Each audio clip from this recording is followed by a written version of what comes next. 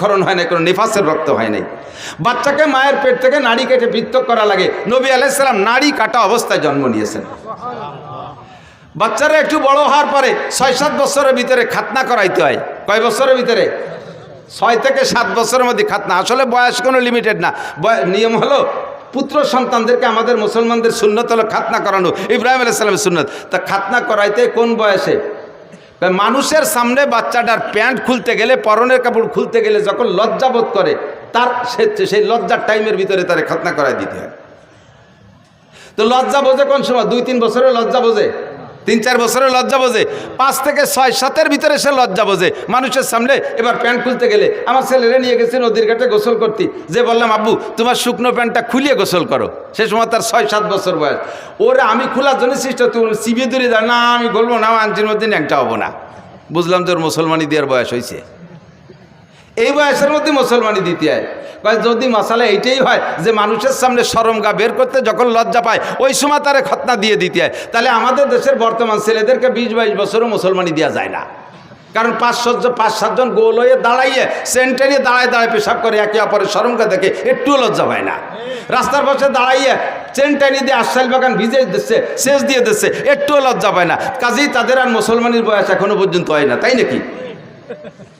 আমার নবীকে কোন দুনিয়ার মানুষের সামনে তার শরমগা খুলবে না, বিদায় আল্লাহ তাআলা তাকে জন্ম থেকেই এটা হেফাজত করেছে। জন্মসূত্রে নবী খাতনা করা অবস্থায় জন্ম নিয়েছেন। যদি কেউ জন্মসূত্রে কোনো বাচ্চা খাতনা অবস্থায় জন্ম নেয়, আমাকে দেশে পিরির সুন্নত হয়েছে। কোনো পিরির কোনো সুন্নত আছে না, এটা কাজ সুন্নাত, নবীর সুন্নাত। নবী এইভাবে জন্ম নিয়েছিলেন, তোমার বাচ্চাটা সেভাবে জন্ম নিয়েছে। এটা বড় ভাগ্যবান সন্তান হতে পারে, একটু শুকর আদায় করি আলহামদুলিল্লাহ। আল্লাহু আকবার। এরপরে ধীরে ধীরে নবী বড় হইলেন।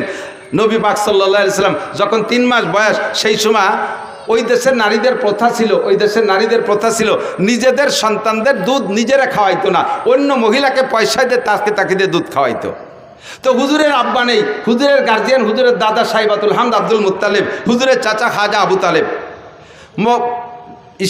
তায়েব থেকে, কবিলায় বনি সাদ থেকে, তায়েব থেকে এবছর গিয়েছি আলহামদুলিল্লাহ। হজের পরে উমরায় গিয়েছিলাম, আগে পরে কখনো যাইতে সুযোগ পাই নাই। কবিলায় বনি সাদ হালিমা সাদিয়ার বাড়ি দেখতে গেছিলাম। ঘরবাড়ি নাই সে জায়গা, কিছু পাথর দিয়ে একটু নমুনা বানায় রাখছে যে এখানে হালিমা সাদিয়ার বাড়ি ছিল। ওর পাশেই কবিলায় বনি সাদ আছে, যেই বংশের মেয়ে উনি। তো দুর্বল গরিব মানুষ, একটা দুর্বল উট নিয়ে গেছে, হাঁটতে পারে নাই, উটেরও স্তন শুকোয় গেছে, উটের বাচ্চাও তার মায়ের দুধ পায় না।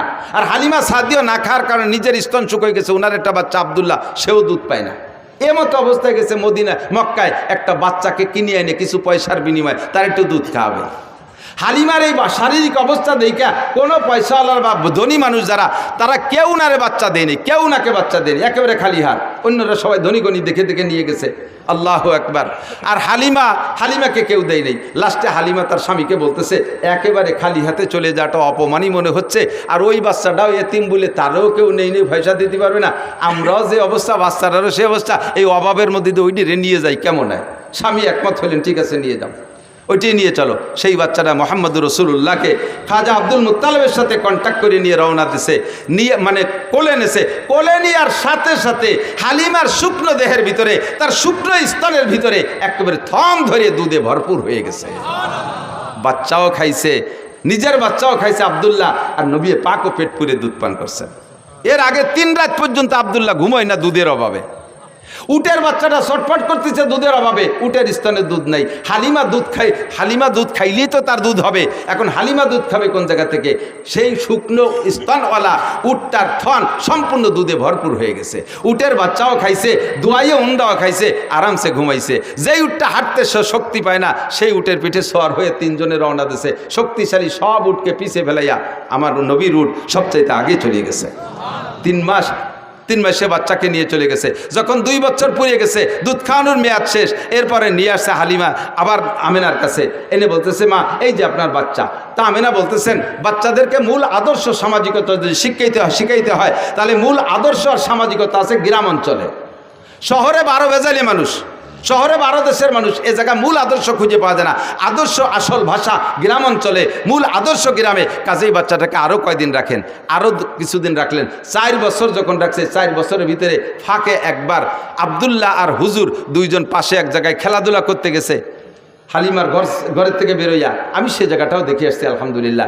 যে জায়গায় হুজুর আলাইহিস সালাম খেলাধুলা করতে গিয়েছিলেন, হঠাৎ করে দুইজন লোক আইসা, জিব্রাইল আর মিকাইল, মানুষের রূপ ধারণ করে, তাসতুম মিনাজ যাহাব মুলাবাতুম মিনান নূর মিনাস সালজ, বরফওয়ালা নূরের পানি একটা পাত্রে, স্বর্ণের একটা পাত্রে আইনা রাইখা নবী আলাইহিস সালামকে ধরে চিৎ করে শোয়াইয়া হলকুম থেকে নাভি পর্যন্ত ফেরি ফেলাইছে। এই ফাড়া দেখা আব্দুল্লাহ দৌড়ে চলে গেছে মার্গ, মা দুইটা লোক আইসা আমার বাইরে বুক পড়ি ফেলাইছে, আমার বাইরে বাইরে ফেলাই দিল। হালিমা আর তার স্বামী দুইজন পাগলের মতো দৌড়ে গেছে, যে দেখে যে নবী আলাইহিস সালাম পড়ে আছে, এর ভিতরে কাজ সারি চলে গেছে, অপারেশন হয়ে গেছে। বুক ফাইড়া কলিজা বের করে, হাড় লাঞ্চ বের করে, ওই পানি ঠান্ডা পানির মধ্যে ভিজাইয়া ভালো করে নাড়াচাড়া করে সুন্দর করে ধুয়ে মুছে পরিষ্কার করে কলিজার ভিতরে আরেকটা অপারেশন করছে, তার ভিতরে ছোট্ট একটা রক্তের টুকরা ছিল, ওইটারে বের করে ফেলেছে। এইটা হলো নফস, এই রক্তের টুকরাটা নফসকে বের করে দিয়ে পরিষ্কার করে ভিতরে সেট করে দিয়ে বুকটারে ডলা দিছে, সুন্দর করে সে আগের মতো হয়ে গেছে। হুজুর উঠে চুপ করে বসে আছেন। হালিমা এসে, বাপ কি হয়েছে আব্বু, তোমার কি হয়েছে? তো কাজে আমি তো দেখলাম দুইটা লোক আসলেন, এরপরে কি হয়েছে আমি তা কইতে পারি না। দেখে যে বুকের এখানে একটা দাগের মতো আছে। যা বলছে আব্দুল্লাহ তাই। 3 মাসের বাচ্চার ভিতরে কোনো ইনসাফি মিজাজ হতে পারে, কোনো যোগ্যতা হতে পারে? 3 মাসের বাচ্চা বিচার ন্যায় বিচার বোঝে? আল্লাহ পাক রব্বুল আলামিন নবী পাককে জন্মসূত্রে এমন একটা চরিত্র দিয়ে তৈরি করেছেন, যার জন্মের পর থেকে কখনো এই চরিত্রের ভিতরে কেউ তিল পরিমাণ দাগ দেওয়ার সুযোগ নেই। আল্লাহ পাক বলেন, ওয়া ইন্নাকা লাআলা খুলুকিন আযীম, আপনাকে জন্মসূত্রে সর্বোত্তম চরিত্রের অধিকারী করে বানাইছি। জন্মসূত্রে আপনি ন্যায় বিচারক, জন্মসূত্রে আপনি আখলাকি, জন্মসূত্রে আপনি শিষ্টাচারওয়ালা, জন্মসূত্রে সর্বোত্তম চরিত্রের অধিকারী। 3 মাসে বাচ্চা আমেনার ঘরে যাইয়া কখনো আমেনার 2টা স্তনের দুধ খেয়ে সাবাড় করে দেয় নাই। নবী তো ইচ্ছা করলে করতে পারতেন, আমার দাদা টাকা দেবে, আমি কেন একটা দুধ পান করব? 2টা দুধ পেট ভরে খেয়ে থাকলে তার ছেলে খাবে, নইলে খাবে না, আমি তো টাকার বিনিময়ে খাবো। আমার নবী ইনসাফি মিজাজে কখনো হালিমার 2টা স্তন খান নাই, সর্বদা একটা স্তন খেয়েছেন। এবং তা কোন স্তন খেয়েছেন? যতদিন দুধ পান করেছেন ততদিন ডান স্তনের দুধ পান করেছেন, কখনো বাম স্তনে চাটা দেয় নাই।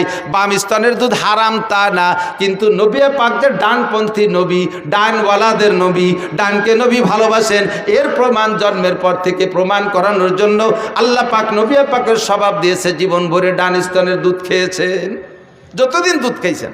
আর আব্দুল্লাহ বাম পাশেরটা খাইতেন। আল্লাহু আকবার। আমার এই নবীর চরিত্র সম্পর্কে জন্ম থেকে নিয়ে 40 বছর পর্যন্ত যে আখলাক, এই আখলাকের নাম হলো, এই স্বভাবের নাম হলো আরবিতে কয় আখলাক। এটার নাম কি? আখলাক। আর আখলাক মানে একটু বোঝেন, প্রত্যেকটা মানুষেরই জন্মসূত্রে একটা আখলাক আছে। শুধু মানুষটা, সব প্রাণীরও আছে, প্রত্যেক প্রাণীরও জন্মসূত্রে আখলাক আছে। জন্মসূত্রে যে স্বভাবটা নিয়ে আসে এর নাম আখলাক। খিলকাত মানে জন্মসূত্রে স্বভাবের নাম হলো আখলাক। যেমন এদিক তাকান, মুরগির বাচ্চা ডিমিতে বেরোয়, মুরগির বাচ্চা ডিমিতে বেরোয় না? ডিমিতে বেরোইয়া ওর দুধ খাতি হবে না খুদ খাতি হবে, এর কোন স্কুলই পড়ানো লাগে? সব মুরগির বাচ্চা জন্মের পরে 3 মাস দুধ খায় না?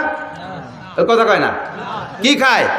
খুদ খায়। তো খুদ কিভাবে খাতি হবে ও মুরগির বাচ্চার কোন কেজি স্কুলিতে শিখিয়ে দিছে? মুরগির বাচ্চার যে খুদ খাইতে হবে, এটা তারা কে শিখায়? আল্লাহ শিখায়। বলবেন যে বাড়ির মুরগিতে তার মা শিখাই দেয়। হ্যাঁ, বাড়ির মুরগি তার মা শিখাই দেয় বাচ্চারা এইভাবে খুদ খাইতে হয়। বাড়ির মুরগিতে তার মা বাচ্চারা শিখাই দিল, কিন্তু পোলট্রি মুরগির মার নাম কি? তাকে কি মা আছে? কিন্তু তারা খায় কি খায় না? বরঞ্চ এগেছে বেশি খায়। এই খাওয়া শিখাইতেছে কে? যেই আল্লাহ শিখাইতেছে। এইটা হলো জন্মসূত্রে স্বভাবের নাম আখলাক। সব প্রাণী স্তনপায়ী বা প্রাণীরা তারা মায়ের স্তন থেকে দুধ খায়, বুকের ভিতরে নরম একটা বান গেলে চুষা শুরু করে, এটা ঠিক আছে। ছাগলের বাচ্চা জন্মের পরেও মায়ের স্তন মুখে দিলে সে চাটে, কিন্তু চাটার ফাঁকে স্তনেতে মুখ দিয়ে ধাক্কা দেয় কি দেয় না? এই ধাক্কা শিয়ে দিল কিনা? এই যে ধাক্কা দেয়, এটা হলো তার আখলাক, এটাই তার স্বভাব। মানুষের বাচ্চা দেখবেন দুধ খায়, এক স্তন মুখে দিয়ে চাটে, ওই বাচ্চাটা মার আর এক দুধের বুটা এরকম নাড়াচাড়া তালে থাকে। ওই বুটা নাড়াচাড়া দিলে ওই বুটার ভিতরে দুধ আসে, এলো পানায়। এটাই সিস্টেম, এটা আখলাক, এটা ওরা শিয়ে দেওয়া লাগে না, ঠিক না? এইরকম আখলাকগত দিক দিয়েও যদি বিবেচনা করেন, তাহলে আমার নবীর আখলাকের চাইতে জগতে আর শ্রেষ্ঠ আখলাক ওলা কেউ হইতে পারে? এই নবীর আখলাক নিয়ে যদি কেউ কটূক্তি করে, সমালোচনা করে, কেউ যদি গালি দেয় আর নিন্দা করে, তাহলে তার মুখে আমরা ময়লা মাখাইয়া জুতো মারি। কথা বলুন ঠিক না? আমার নবীর সম্পর্কে কেউ যদি কথা বলে, একটা ফুলের টোকা মারে, আমার জীবন দিয়ে তার প্রতিবাদ করতে প্রস্তুত যুবক। কথা বলো ঠিক ঠিক না? কখন আমরা এটা সহ্য করতে পারি না। এজন্য আপনাকে আমাকে আল্লাহ পাক রব্বুল আলামিন নবী মদিনায় যাওয়ার পরে মহব্বতের সাথে ডাক দিয়ে বলে, ইয়া আইয়ুহাল্লাযীনা আমানু, হে অন্ধ জগতের অটল বিশ্বাসী পাগলরা। কুরআন শরীফের ভিতরে যত আয়াত আছে ইয়া আইয়ুহাল্লাযীনা আমানু, এই আয়াতগুলো মদিনায় নাজিল হয়েছে। এর অর্থ হলো, হে অন্ধ জগতের অটল বিশ্বাসী পাগলরা, তোমরা নবীর সুন্নতের পর আমল না করলেও নবীর মহব্বত তোমার অন্তরে আছে। তুমি অন্ধ জগতের অটল বিশ্বাসী পাগল। কোন যুবক যদি মুসলমানের সন্তান যদি নামাজ নাও পড়ে, এমনকি কোন যুবক যদি মুসলমানের সন্তান নামাজ নাও পড়ে, রোজা নাও রাখে, টুপি জীবনে পরে নাই, দাড়ি জীবনে রাখে নাই, কোনোদিন সুন্নতে পোশাক পরে নাই, সে কোনোদিন ঢিলাকুলুক ব্যবহার করে নাই, একবারও জীবনে মেশাক মুখে দেয় নাই, কোনোদিন দস্তারখান বিছিয়ে খানা খায় নাই, সুন্নত নামাজ তো দূরের কথা ফরজ নামাজও পড়ে না, রমজান মাসে রোজা রাখে না, মুসলমানের সন্তান নাম তার জামাল উদ্দিন, বাপের নাম কামাল উদ্দিন, এই মুসলমানের সন্তানের সামনে যদি আল্লাহর নবী রেখেও গালি দেয় মুসলমান যুবক বলো, তাহলে তোমার জীবনের শেষ বিন্দু রক্ত দিয়ে প্রতিশোধ নিবা কি নিবা না? নবীকে দেখি নাই, মহব্বত আমার অন্তরে আছে, যদিও নফসের ধোঁকায় পড়ে শয়তানের প্রেমে পড়ে আমি সুন্নতের আমল করতে পারি না। তবে মুসলমান যুবক ভালো করে মনে রাখো, দুনিয়ায় তুমি কার কাছ থেকে আদর্শ শিখবা? এমন একটা মানুষ আল্লাহ দুনিয়ায় পাঠায় নাই যে একটা মানুষের গোটা জীবনের ভিতরে 800 কোটি 1000 কোটি মানুষের সমস্ত মানুষের চলার সংবিধান একজন মানুষ থেকে সম্পূর্ণ আসছে, এমন একজনও মানুষ পাবেন না। রবি ঠাকুর বড় পণ্ডিত ছিল, অনেক পাণ্ডিত্যপূর্ণ কথা বলছে, তবে তার একার পাণ্ডিত্য দিয়ে কোনো দেশের সংবিধান তৈরি হতে পারে না। কাজী নজরুল পণ্ডিত মানুষ ছিল, তার পাণ্ডিত্য দিয়ে গোটা বিশ্ব চলতে পারে না। আরও যত বড় বড় বিজ্ঞানী চলে গেছে, একজনের পাণ্ডিত্য আর তার নীতি কথা দিয়া সারা দুনিয়ার মানুষ চলতে পারে না। কিন্তু আল্লাহ একটা মানুষই বানাইছে, যে একটা মানুষের গোটা জীবনের জন্ম থেকে মৃত্যু পর্যন্ত 63 বছরের হায়াতকে যদি কেউ স্মরণ করে, তাহলে 800 কোটি না 8 লক্ষ কোটি মানুষও যদি আসে, তাও ওই একটা মানুষের ভিতরে, একটা মানুষের থেকে সমস্ত মানুষের চলার পাথও সংগ্রহ করতে পারে কি পারে না? সারা দুনিয়ার সমস্ত মানুষের আদর্শ একটা মানুষের ভিতরে। আমার নবীর আদর্শ লক্ষ্য করেন, এদিক তাকান। নবী পাক মানুষকে সালাম দিয়ে সাক্ষাৎ করতেন। কতক্ষণ কি দিয়ে? আর এই ইদানিংকালে এই কবেতে শুরু হয়েছে আমি তা কইতে পারি না। জেনারেল সংবর্ধনা, জেনারেল মানে ডিপার্টমেন্টে যারা আছে, সুন্নত বাদ দিয়ে যারা অন্য জাতি আছে, তারা সম্মান প্রদর্শন বা সাক্ষাতের সূচনাটা কি দিয়ে করে? 1 চড় 1 লাথি। সেনাবাহিনীতে দেখেন নাই, হলিন্দে দাঁড়াইছে, অফিসার যখন আসে তখন কি করে?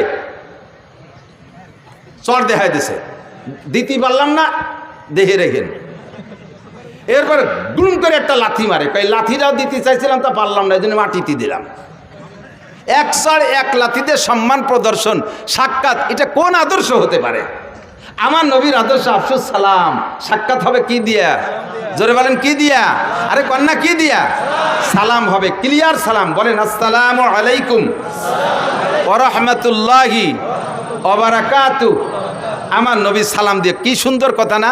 আপনিও উত্তর দিচ্ছেন ওয়া আলাইকুম আসসালাম ওয়া রাহমাতুল্লাহি ওয়া বারাকাতুহু, সেম একই কথা, একটু উল্টোভাবে বলছেন, তর্জমা একই। আপনার উপরে আল্লাহর পক্ষ থেকে শান্তি, রহমত আর বরকত নাজিল হোক, বলেন না সুবহানাল্লাহ।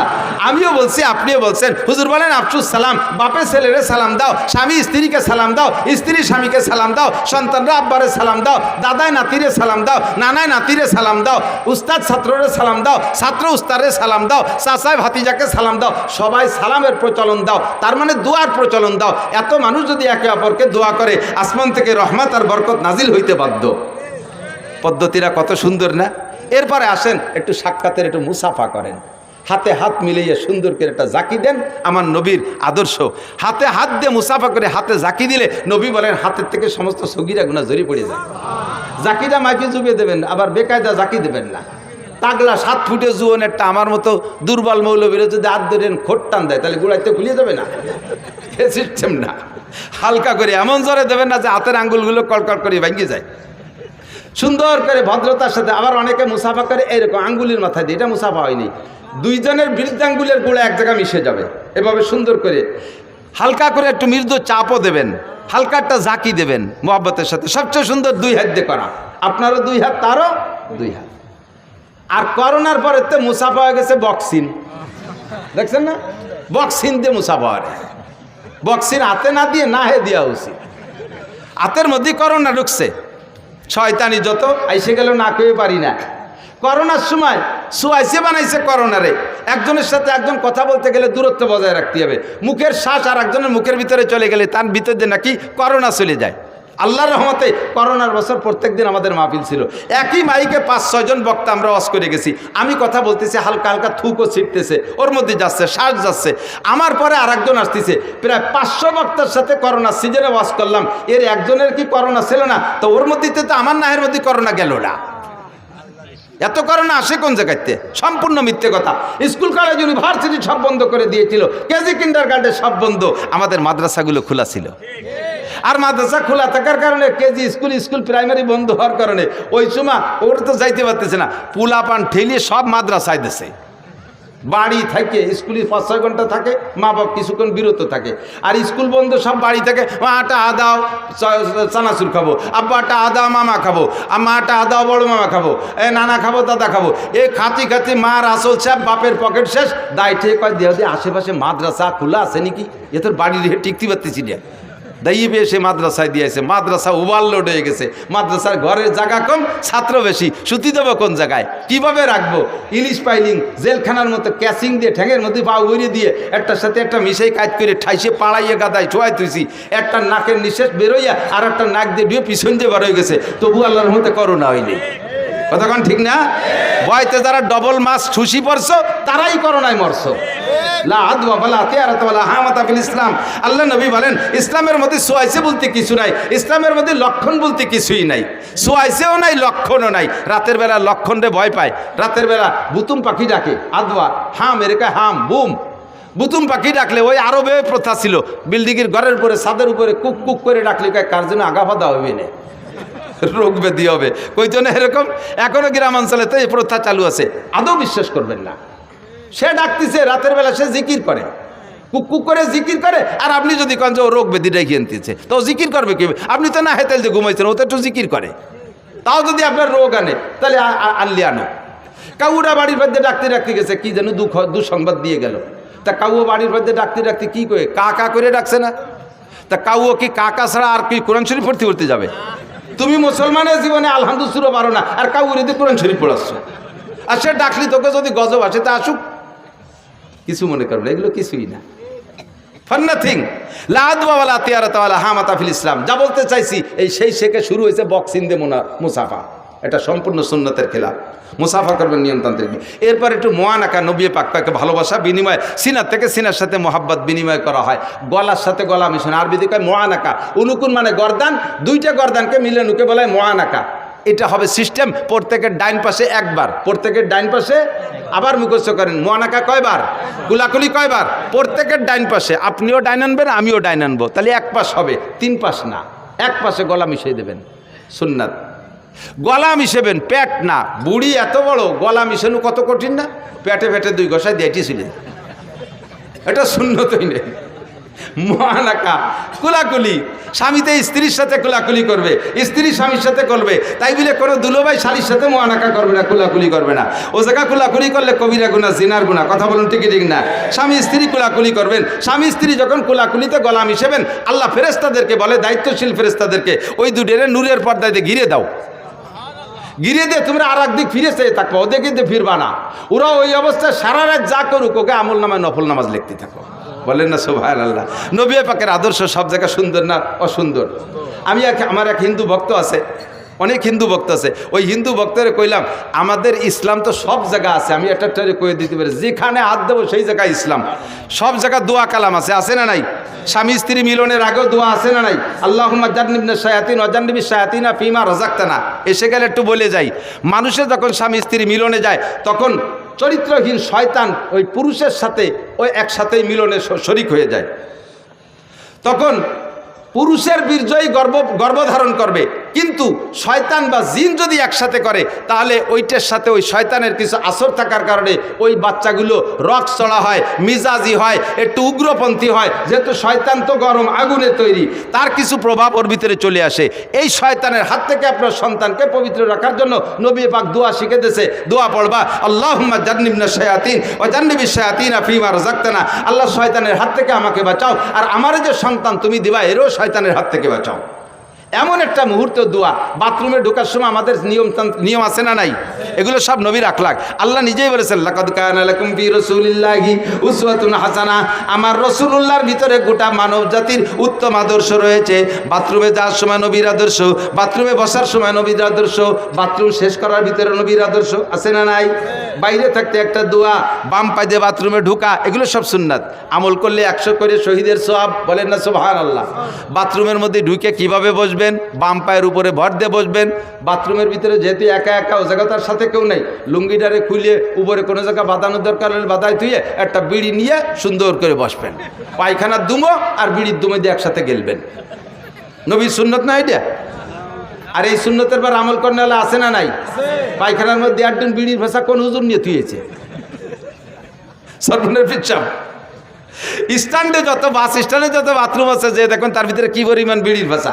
স্কুল কলেজের বাথরুমের ভিতরে পাবেন বিড়ির ভাষা। আল্লাহর রহমতে আমাকে মাদ্রাসার বাথরুমের ভিতরে ঢিলাকুলুক ছাড়া পাবেন না, ঠিক না?